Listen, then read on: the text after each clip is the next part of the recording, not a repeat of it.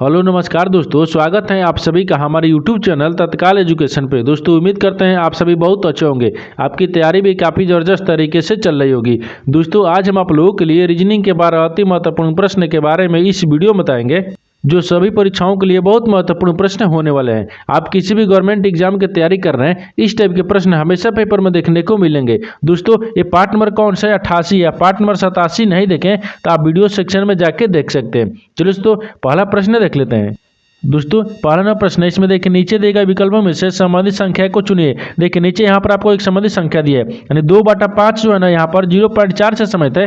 ठीक उसी प्रकार से बताना है कि एक बटा यानी 1/200 जो है ना इस प्रश्नवाचक चिन्ह पर इन 4 ऑप्शन में से किसी से समाहित होगा। देखिए यहाँ पर सबसे पहले प्रश्न समझिए, इसमें बोल कर, ठीक है। देखिए यहाँ पर क्या बोल रहा है कि दो बटा यहाँ पर कितना दिए, 2 बटा यहाँ पर 5 दिए। 2/5 को क्या करेंगे कि 0.4 आ जाएगा, ठीक है, 4 आ जाएगा। देखिए यहाँ पर 2 में क्या करेंगे, 5 से भाग करेंगे तो यहाँ पर कितना करेंगे, भाग करेंगे, ठीक है। जब भाग करेंगे तो 0.4 आ जाएगा। ठीक उसी प्रकार से यहाँ पर 1 दिया है, यानी 1/200 में क्या करेंगे, भाग करेंगे, यानी 1 में 200 से भाग करेंगे तो यहाँ पर कितना देगा, तो यहाँ पर आपको कितना देगा, जब 1 में 2 से भाग करेंगे 200 से तो यहाँ पर कितना देगा, तो 0.5। देखिए 0.005 आ जाएगा। तो यहाँ पर क्या हो जाएगा, 0.005 देखते हैं किस ऑप्शन में दिख रहा है, यानी ऑप्शन नंबर किस में दिख रहा है, ऑप्शन नंबर आपका ए सही हो जाएगा।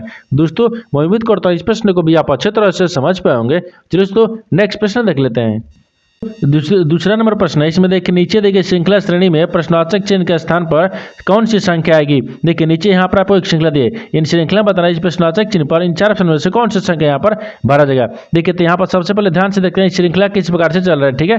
देखिए यहाँ पर क्या हो रहा है, 49 ले यहाँ पर क्या हो रहा है, 54 हो रहा है, 54 से यहाँ पर 41 हो रहा है, 41 ले यहाँ पर 62 हो रहा है, और 62 ले 33 हो रहा है, 33 ले यहाँ पर 70 हो रहा है, और 70 से आपको अगला संख्या को ज्ञात करना है। देखिए श्रृंखला को ध्यान से देखने के बाद में हमको क्या दिखा है, देखिए यहाँ 49 लिख रहा है, 54 लिख रहा है। तो 49 में क्या करेंगे, अगर 49 में यहाँ पर 5 को जोड़ देंगे 54 आ जाएगा, और 54 से क्या लिख रहे हैं, 41 लिख रहे हैं। तो 54 में क्या करते हैं, 54 में यहाँ पर क्या करेंगे, 13 को माइनस करेंगे, ठीक है। यानी 13 को जो माइनस कर देंगे तो कितना आएगा, 41 आ जाएगा। और 41 ले क्या लिख रहे हैं, यहाँ पर 62 लिख रहा है। तो 41 में क्या करेंगे, 41 में यहाँ पर 21 को क्या करेंगे, जोड़ देंगे तो यहाँ पर 62 आ जाएगा। और 62 ले क्या लिख रहे हैं, 33 लिख रहे हैं। तो 62 में क्या करते हैं, 62 में यहाँ पर 29 को माइनस करेंगे, ठीक है, यानी 29 को माइनस करेंगे तो कितना आ जाएगा, 33 आ जाएगा। और 33 ले क्या लिख रहे हैं, 70 लिख रहे हैं। तो 33 में यहाँ पर क्या करेंगे, 33 में 37 को जोड़ देंगे तो 70 आ जाएगा। तो यहाँ पर देखिए तो 70 से कौन सी आपको अगला संख्या ज्ञात करना है, ठीक है।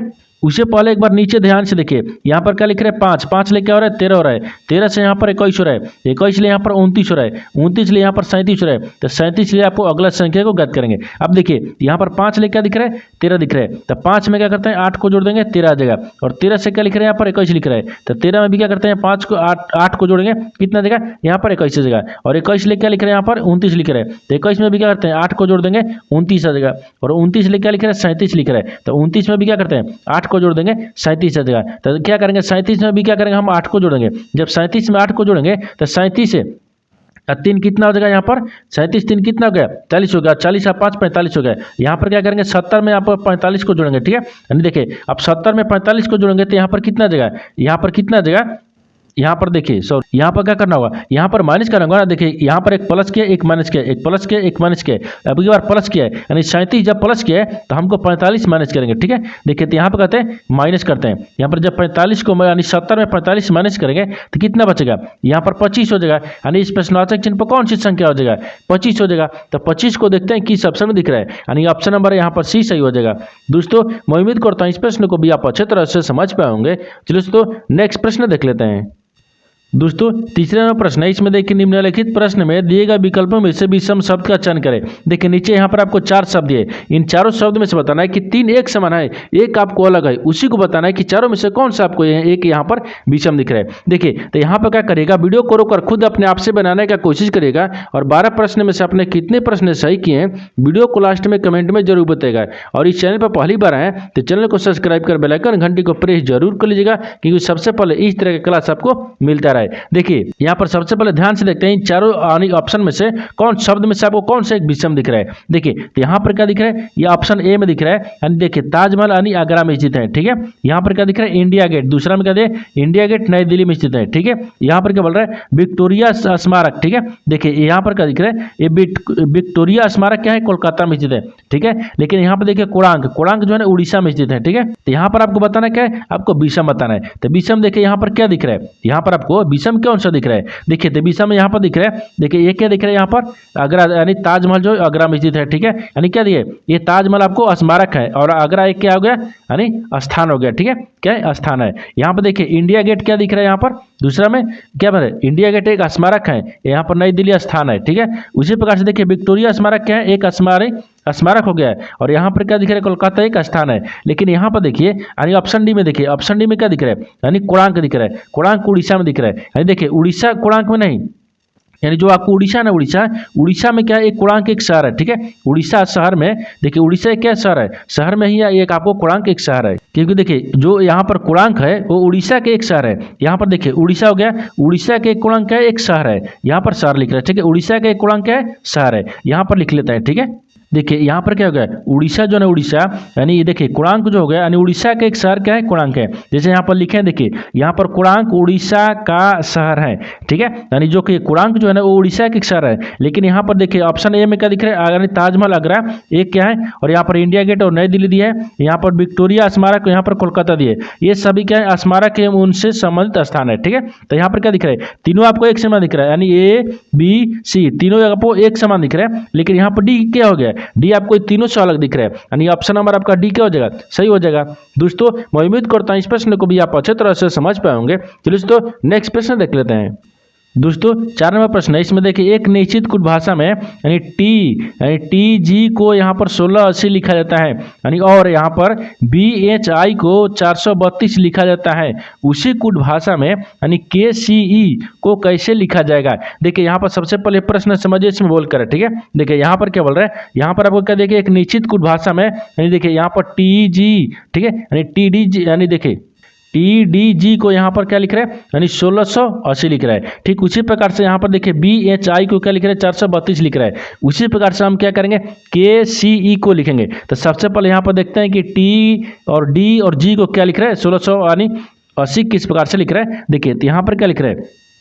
टी लिख रहा है, यहाँ पर डी लिख रहा है और जी लिख रहा है। ये आपको क्या लिख रहा है? यानी 1680 लिख रहा है। ये 1680 किस प्रकार से लिख रहा है? देखिए टी का स्थानीय मान कितने पता है? 20 पता है। और यहाँ पर क्या दिख रहा है? डी का स्थानीय मान 4 पता है, जी का स्थानीय मान 7 पता है। इन सबको आपस में क्या करेंगे? गुना करेंगे, ठीक है। इन सबको आपस में गुना कर लेंगे। जब इन सबको आपस में गुना करेंगे तो कितना देगा? ये 560 आ जाएगा। और 560 में से 3 से क्या करेंगे? गुना करेंगे। तो यहाँ पर कितना देगा? देखिए यहाँ पर 1680 आ जाएगा, ठीक है। ये कितना आएगा? यहाँ पर 1680 आ जाएगा। ठीक उसी प्रकार से यहाँ पर क्या करते हैं? देखिए BHI को रखते हैं। तो यहाँ पर क्या लिख रहे हैं? BHI। देखिए B लिख रहा है, H लिख रहा है और यहाँ पर I लिख रहा है। इसको क्या लिख रहा है? इसको यहाँ पर 432 लिख रहा है। ये 432 किस प्रकार से लिख रहा है? देखिए तो यहाँ पर B का स्थानीय मान कितने पद है? 2 पद। H का स्थानीय मान 8 पद, I का स्थानीय मान 9 पद। इन सबको आपस में क्या करें?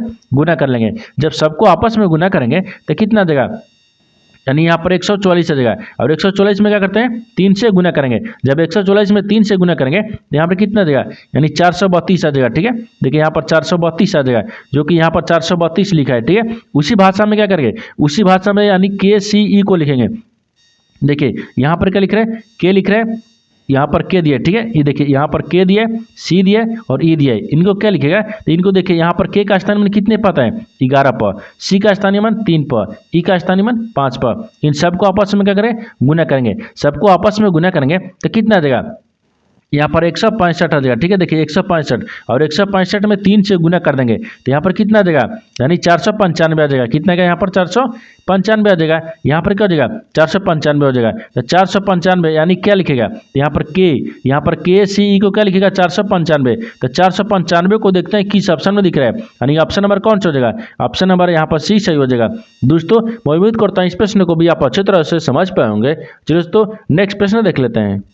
5वां प्रश्न है, इसमें देखिए निम्नलिखित शब्दों को तार्किक और यानी सार्थक क्रम में व्यवस्थित करें। देखिए यहाँ पर पहले प्रश्न समझिए इसमें बोल कर है, ठीक है। देखिए यहाँ पर क्या बोल रहा है कि यहाँ पर आपको 5 शब्द दिए, ये 5 शब्द को आपको सार्थक क्रम या तार्किक में सजाना है, यानी व्यवस्थित करना है। तो सबसे पहले यहाँ पर ये में क्या दिए? पेड़ दिए, दूसरे में अंकुर दिया, तीसरा में पौधा दिया, चौथा में बीज दिया और 5वां में क्या दिया? यानी अनांकुर दिया है, ठीक है। ये 5 शब्द को ध्यान से पढ़ने के बाद में हमको क्या करेंगे? सार्थक का मतलब हमको बढ़ते क्रम में चलना है। तो सबसे पहले इसमें कौन सा होगा? 5 शब्द में देखिए यहाँ पर क्या दिख रहा है, तो यहाँ पर आपको क्या दिख रहा है, सबसे पहले हम बीज रोपेंगे, जो बीज है वो बीज को रोपेंगे, तो बीज कितने पर दिए 4 पा।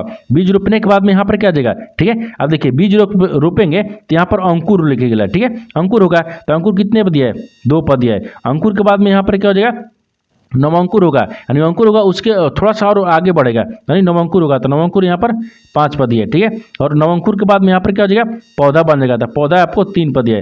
पौधा के बाद में क्या बनेगा, यहाँ पर पेड़ बन जाएगा, पेड़ आपको 1 पद है। देखिए इनको सार्थक क्रम में सजा दिए। सार्थक का मतलब क्या होगा, तो सबसे पहले यहाँ पर बीज रोपेंगे, फिर यहाँ पर क्या होगा, अंकुर होगा, फिर नवंकुर होगा, फिर पौधा बनेगा, फिर पेड़ बनेगा। तो यहाँ पर क्या हो जाएगा 42,531 को देखते हैं किस ऑप्शन में दिख रहा है, यानी 42,531 ऑप्शन नंबर किस में दिख रहा है, ऑप्शन नंबर आपका डी सही हो जाएगा।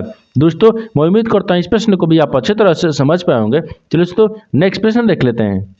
दोस्तों 6वां प्रश्न है, इसमें देखिए यदि अंग्रेजी वर्णमाला के अक्षरों को उल्टे क्रम में लिखा गया हो तो यहाँ पर 13वें अक्षर और 25वें अक्षर के बीच में कौन सा अक्षर आएगा। देखिए यहाँ पर सबसे पहले प्रश्न समझिए इसमें बोल कर है। देखिए यहाँ पर क्या बोल रहा है, यहाँ पर एक बोल रहा है कि अंग्रेजी, देखिए यदि अंग्रेजी वर्णमाला के अक्षरों को उल्टे क्रम में लिखा गया हो तो, देखिए बोल रहा है कि एक अंग्रेजी वर्णमाला है जिसमें यहाँ पर लिखे हुए हैं, ठीक है। इसमें क्या कर रहा है कि उल्टे क्रम में लिखेंगे, क्या करेंगे, उल्टे क्रम में लिखेंगे। यहाँ पर उल्टे क्रम में हम लिख दिए। आप क्या बोल रहा है कि लिखे गए हो तो यहां बोल रहा है कि 13वें अक्षर और 25वें अक्षर के बीच में कौन सा अक्षर है, आपको इसी को बताना है। तो सबसे पहले देखते हैं कि 13वें और 25वें के बीच में अक्षर कौन सा है। तो देखिए इधर से क्या करेंगे, 13वें अक्षर गिनेंगे, 1 2 3 4 5 6 7 8 9 10 11 12 13। देखिए यहाँ पर कौन सा दिख रहा है, 13वां अक्षर दिख रहा है, ठीक है। आगे बोल रहा है कि और 25वें अक्षर के बीच में कौन सा अक्षर होगा, और 25वें अक्षर देखते हैं। 13 तक हो गया, यानी 14 15 16 17 18 19 20 21 22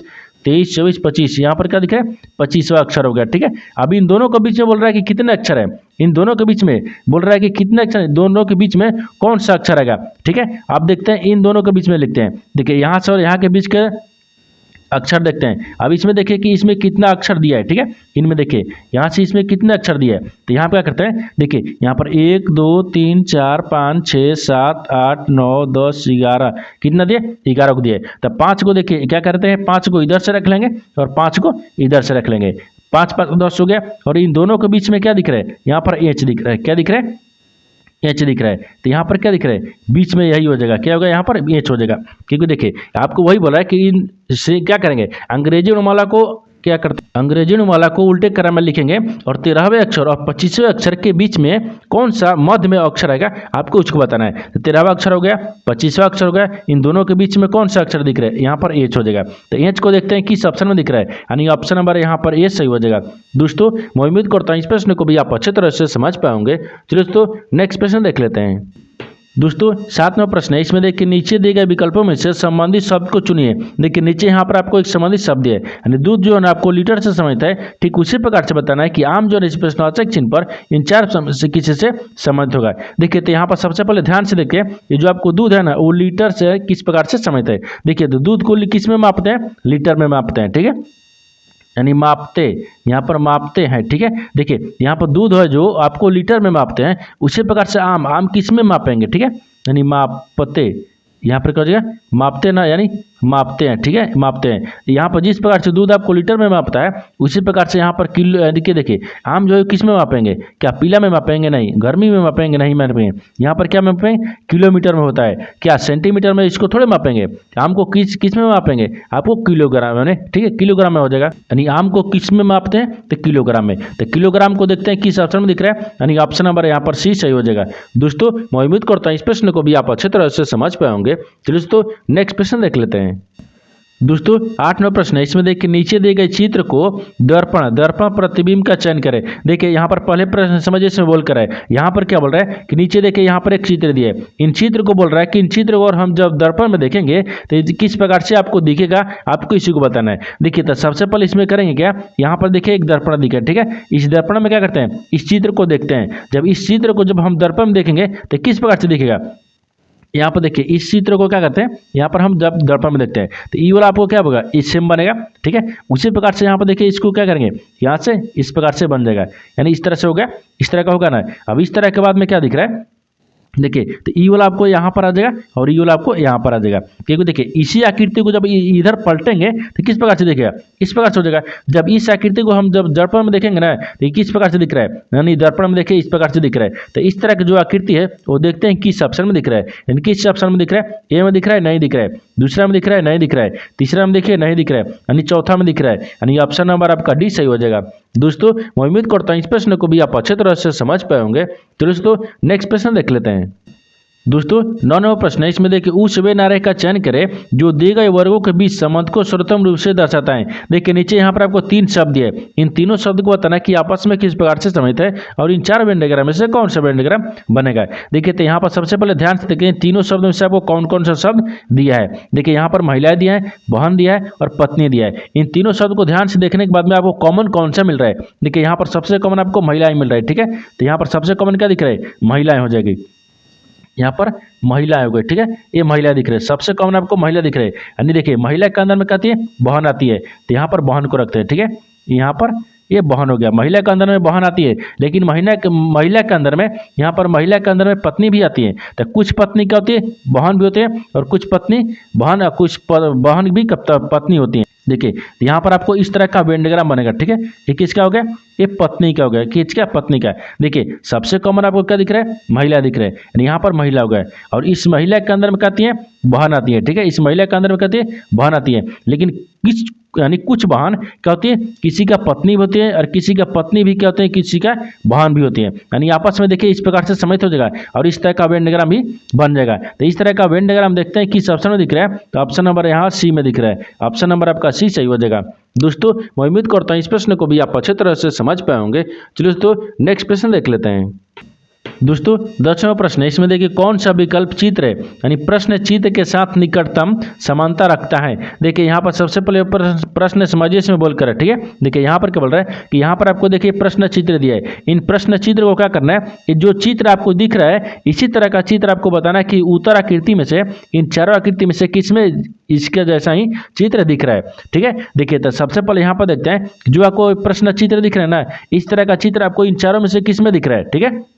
देखिए तो यहाँ पर इस तरह का जो चित्र है वो किस में दिख रहा है, ए में दिख रहा है, नहीं दिख रहा है, ठीक है, यानी ए में नहीं दिख रहा है। दूसरा में देखिए, दूसरा में दिख रहा है, हाँ दूसरा में दिख रहा है, क्योंकि देखिए यहाँ पर आपको ये सटा हुआ नहीं है, लेकिन यहाँ पर क्या करते हैं इसमें आपको सटा दिया है, ठीक है। ये तो आपको दिख रहा है, यानी इसी तरीके से दिख रहा है, ये दिख रहा है, लेकिन यहाँ पर क्या दिख रहा है, सी दिख रहा है, क्योंकि आपको सी देखिए आपको इधर स्टार बना दिया है, नहीं दिख रहा है। देखिए इसमें स्टार क्या करिए, ये आपको इस तरह से बना दिया है, यानी इसमें भी नहीं दिख रहा है, ठीक है, ठीक है, यानी ऑप्शन नंबर बी मिल रहा है, ठीक है। क्या कर रहा है, ऑप्शन बी मिल रहा है, तो क्या हो जाएगा, यानी ऑप्शन सी नहीं होगा, ऑप्शन डी नहीं होगा, यानी ऑप्शन नंबर आपका बी सही हो जाएगा। दोस्तों मैं उम्मीद करता हूँ इस प्रश्न को भी आप अच्छे तरह से समझ पाएंगे। चलिए दोस्तों नेक्स्ट प्रश्न देख लेते हैं। दोस्तों 11वां प्रश्न है, इसमें देखिए यदि प्लस का अर्थ भागा है, भागा का अर्थ माइनस है और माइनस का अर्थ गुना है, गुना का अर्थ प्लस है हो तो निम्न समीकरण में प्रश्न चिन्ह के स्थान पर क्या आएगा। देखिए यहाँ पर सबसे पहले प्रश्न समझिए इसमें बोल कर है, यहाँ पर नीचे आपको देखिए एक समीकरण दिया, ठीक है। इन समीकरण में बोल रहा है कि इन समीकरण में जो आपको इसका प्रश्न आता है चिन्ह पर समीकरण को मान करने में ज्ञात करना है, ठीक है। तो मान ज्ञात करने के लिए से पहले बोल रहा है कि प्लस का अर्थ क्या बोल रहा है, भागा, यानी प्लस के जगह पर क्या रखते हैं, भागा को चिन्ह रखेंगे। तो सबसे पहले यहाँ पर चिन्ह रखते हैं, देखिए भागा रखते हैं। आगे बोल रहा है कि माइनस, देखिए सॉरी यहाँ पर बोल रहा है भागा, भागा का अर्थ क्या बोल रहा है, माइनस दिया है, तो भाग की जगह पर यहाँ पर माइनस रखेंगे। आगे क्या बोल रहा है, तो आगे बोल रहा है कि माइनस का अर्थ क्या लिया यहाँ पर गुना, तो माइनस की जगह पर कौन सा चिन्ह रखेंगे, गुना को रखते हैं, ठीक है। यहाँ पर गुना हो जाएगा। अब बोल रहा है कि गुना का चिन्ह क्या है, प्लस है, गुना की जगह पर प्लस रखें। अब समीकरणों को सोल्व करते हैं। अब देखिए समीकरण यहाँ पर क्या दिख रहा है, 27 हो गया, भागा कितना दिख रहा है, 3 दिख रहा है, यहाँ पर माइनस कितना का 39 आ गया, फिर प्लस में यहाँ पर 5 दिख रहा है, फिर गुना कितना गया, यहाँ पर 29 आ गया, और यहाँ पर प्रश्नवाचक चिन्ह दिया है। अब देखिए तो 9 किया, यहाँ पर 27 हो गया, ठीक है, काट लिए।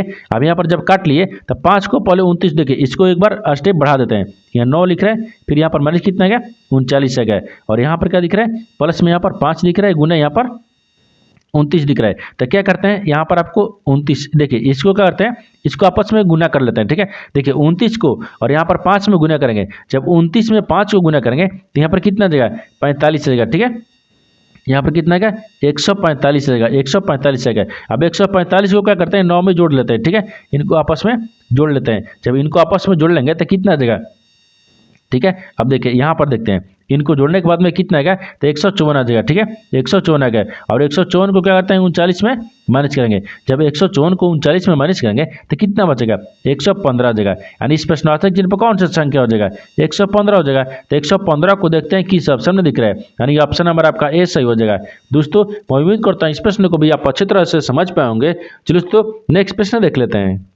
दोस्तों 12वां प्रश्न है, देखिए यहाँ पर बोल रहा है कथन दिया है और यहाँ पर धारणाएं दिया है। कथन के आधार पर क्या करेंगे, प्रश्न को अच्छे तरीके से पढ़ेंगे, और धारणाएं के अंदर पर यानी धारणाएं जो दे धारणाएं के आधार पर क्या करेंगे, प्रश्न को सोल्व करेंगे। इन 4 ऑप्शन से बताएंगे कौन सा ऑप्शन आपको सही होगा। ठीक है, अब देखिए तो सबसे पहले यहाँ पर क्या करेंगे, सबसे पहले कथन को पढ़ते हैं, यानी कथन को पढ़ेंगे ध्यान से। क्या दिख रहा है इसमें कि रामू मई में यानी यात्रा करने के लिए अप्रैल में रेल आरक्षण कराता है। ठीक है, ये क्या बोल रहा है, पहले ध्यान से कथन को पढ़िएगा।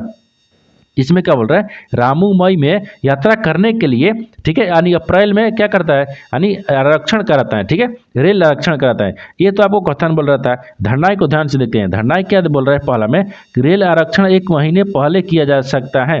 ठीक है, दूसरा में बोल रहा है कि मुंबई से हैदराबाद के लिए कई ट्रेनें हैं। ये आपको धारणाएं बोल रहा है। धारणाएं और यहाँ पर कथन को ध्यान से पढ़िए। ये बोल रहा है कि रामू जब कोई यात्रा करेगा, ठीक है, वो 1 महीना पहले या 2 महीना पहले उसको क्या करेगा, टिकट कराएगा। ये सही बोल रहा है, कथन तो हमको सही बोल रहा है। लेकिन धारणाएं देखिए, धारणाएं पहला में क्या बोल रहा है कि रेल आरक्षण के लिए 1 महीने पहले किया जा सकता है, यानी पहले क्या किया, टिकट कटाया जाता है। ठीक है, तो ये सही बोल रहा है। ये क्या बोल रहा है, सही बोल रहा है। पहला तो सही बोल रहा है धारणाएं, लेकिन दूसरा वो देखिए, दूसरा बोल रहा है कि मुंबई से हैदराबाद के लिए यानी कई ट्रेनें हैं। इसका मतलब ये गलत हो गया। जब कोई ट्रेनें होगा तो टिकट तो कटाना होगा, तो टिकट लेने के लिए हमको क्या करना है, 1 महीना पहले हमको रिजर्वेशन कराना होगा। ये आपको सही बोल रहा है। ठीक है, तो कई ट्रेनें उससे मतलब नहीं है, यानी कई ट्रेनें हुए उससे मतलब नहीं है। तो यहाँ पर क्या बोल रहा है, एक आपको सही हो जाएगा। क्या बोल रहा है कि रेल आरक्षण 1 महीने पहले किया जा सकता है, यानी ऑप्शन नंबर क्या हो जाएगा, तो ऑप्शन नंबर आपका ए सही हो जाएगा। यानी सिर्फ अवधारणा 1 निहित है, यानी ऑप्शन नंबर ए आपका सही हो जाएगा।